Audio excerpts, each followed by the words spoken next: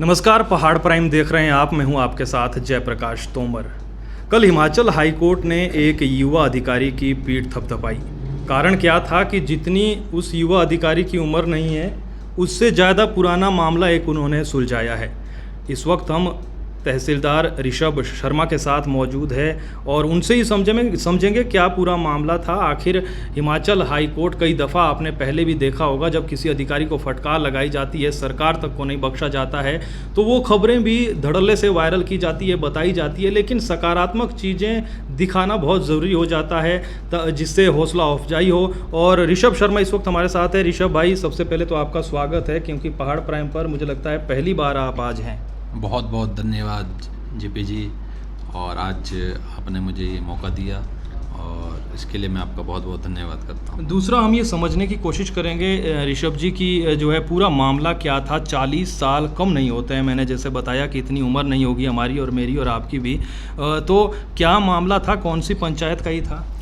Basically ये जो मामला था, ये पिपली वाला पंचायत हमारे नियर बाय पड़ती है, वहाँ का ये मामला है। और ये बहुत पुराना मामला, पहले ये लोअर कोर्ट में था, फिर उसके बाद अब हायर कोर्ट तक ये मामला जा चुका था, तहसील में था, लेकिन इनकी आपसी सहमति नहीं बन पा रही थी कोई। अब इसमें जैसे मैं स्पॉट विज़िट के लिए गया तो वहाँ काऊ शेड बना हुआ है, एक पानी का टैंक था, तालाब टाइप सा था, और एक पक्का रास्ता था। और दूसरा जो परिवार था वो क्लेम कर रहा था कि भाई ये जॉइंट में रखा जाए या हमें भी जो है आने जाने का जो है रास्ता बहाल किया जाए। तो ये सारी दलीलें उनकी जो है सुनी गई। फिर जो है सबसे पहले तो मामले को समझा कि जब इतने साल से नहीं हो पा रहा है तो क्यों ना इसमें कुछ स्ट्रेटजी चेंज की जाए, क्योंकि सब एक ही स्ट्रेटजी अपनाएंगे तो फिर ये तो 40 साल अभी लग गए तो 40 और लग जाएंगे। तो सबसे पहले मैं उनके साथ फिर बैठा, घर जाकर चाय पानी पी और उनके पास बैठा, फिर दोनों पक्षों को ध्यान से सुना और समझाया कि देखिए इतने साल लग गए, इतने और लग जाएंगे, क्यों आप जो है मीडिएशन का इसमें फ़ैसला नहीं ले पा रहे हैं। उन दोनों परिवार को समझाया, उनको बच्चों को इकट्ठा किया, उनको समझाया, और उसके बाद उन्होंने मेरी बात के लिए समय उन्होंने थोड़ा मांगा कि हम जो है इसमें समय चाहते हैं, तो 10-15 दिन का उनको समय दिया।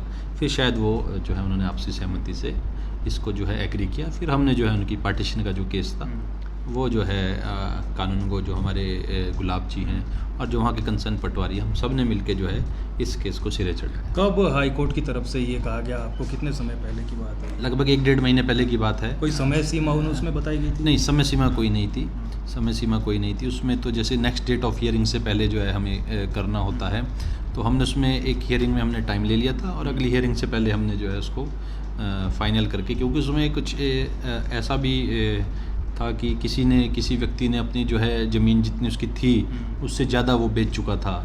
तो वो भी एक क्वेश्चन ऑफ टाइटल उसमें राइज था। तो बड़ा डिफ़िकल्ट सा टास्क था, लेकिन सभी ने हमारी बात को सुना और हम उनका भी हमें पूरा सहयोग मिला और उस बिहाफ पे जो है हमने इसको फाइनल किया। ये जो कल नोटिफिकेशन कहें या जो आया था, थोड़ा अंग्रेजी में कमज़ोर है तो आप बेहतर तरीके से बता पाएंगे।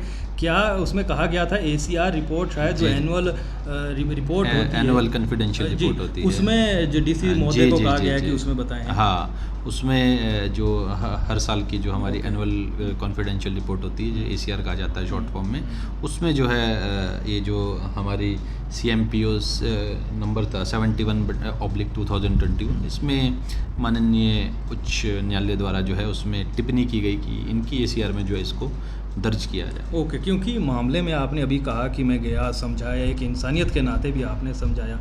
एक आम आदमी के तौर पर कितना जो है मनोबल बढ़ता है इस तरीके के किसी से कि हाई कोर्ट ने जो है पीठ थपथपाई है? बिल्कुल, मनोबल तो इसमें बढ़ता है और आसपास के लोग भी बड़े बधाई दे रहे हैं, तो ऑब्वियस सी बात है मनोबल तो ऊंचा होगा और कार्य करने की और प्रेरणा।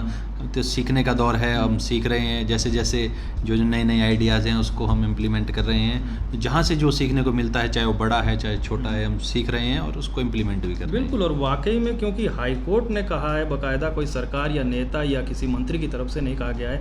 खैर, दूसरा हम ये देख रहे हैं ऋषभ जी की जब से आप आए हैं बाहर, हम देखते हैं कि बहुत फ्रेंडली व्यवहार तरीके से महिलाएं हैं, पुरुष है या फिर कोई आम आदमी आते हैं, मिल रहे हैं आपसे। कुछ और संदेश लोगों को आप देना चाहें? देखिए, इस विषय में तो मेरा पहले से ये रहा है कि किसी के लिए दरवाजे बंद नहीं है।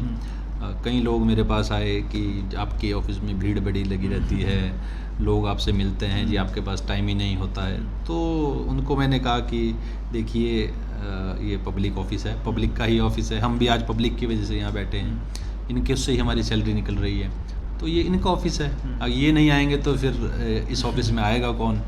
तो उसको मद्देनज़र रखते हुए मैं तो शुरू में ही कह दिया था कि भाई कोई भी आए मेरे पास, किसी के लिए दरवाजे बंद नहीं है, चाहे कितनी भीड़ हो जाए, कोई भी काम हो, तो मैं किसी को मना नहीं करता। जो हो सकता है एज़ पर द लॉ उसको हम निपटाते हैं, जो नहीं हो सकता उसको बिठा के चाय पिला के उसको कम से कम एक बार सुन तो लिया जाए।